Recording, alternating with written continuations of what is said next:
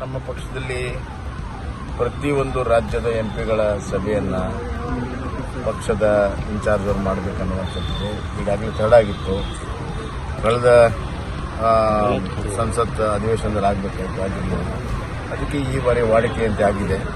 ಇದರಲ್ಲಿ ಪ್ರಮುಖವಾಗಿ ಕರ್ನಾಟಕದ ಮೆಂಬರ್ಶಿಪ್ಪು ಸಂಘಟನೆ ಯಾವ ರೀತಿ ಆಗಬೇಕು ಅನ್ನುವಂಥದ್ದು ಈಗಾಗಲೇ ಏನು ರಿವ್ಯೂ ಆಗಿದೆ. ಅದರಲ್ಲಿ ಏನೇನು ಮತ್ತೆ ಬದಲಾವಣೆ ತರಬೇಕನ್ನುವಂಥದ್ದು. ಎರಡನೇದು, ಸರ್ಕಾರ ಈಗಾಗಲೇ ಜಿಲ್ಲಾ ಪಂಚಾಯತಿ ತಾಲೂಕು ಪಂಚಾಯತಿ ಬಗ್ಗೆ ಮಾತನಾಡ್ತಾ ಇದ್ದಾರೆ.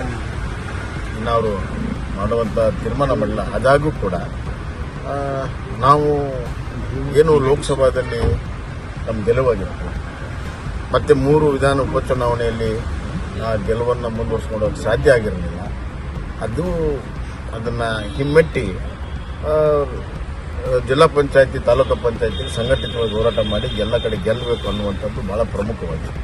ಮತ್ತು ಕರ್ನಾಟಕದ ವಿಚಾರ ಲೋಕಸಭಾದಲ್ಲಿ ಯಾವ್ಯಾವ ಎತ್ತಬೇಕು ಮತ್ತು ಇಲ್ಲಿನೂ ಕೂಡ ಕರ್ನಾಟಕ ಬಿಜೆಪಿ ಸಂಸತ್ನಲ್ಲಿ ಪರಿಣಾಮಕಾರಿಯಾಗಿ ಹೆಂಗೆ ಪರ್ಫಾರ್ಮೆನ್ಸ್ ಮಾಡಬೇಕು, ಪ್ರತಿನಿಧಿಸಬೇಕು ಅನ್ನೋದ್ರ ಬಗ್ಗೆ ಸುದೀರ್ಘವಾದ ಚರ್ಚೆ ಆಗಿದೆ. ಮತ್ತಷ್ಟು ಸುದ್ದಿಗಳಿಗಾಗಿ ನೋಡ್ತಾ ಇರಿ ಪಬ್ಲಿಕ್ ನ್ಯೂಸ್ 24x7. ಇದು ಸತ್ಯದ ಧ್ವನಿ.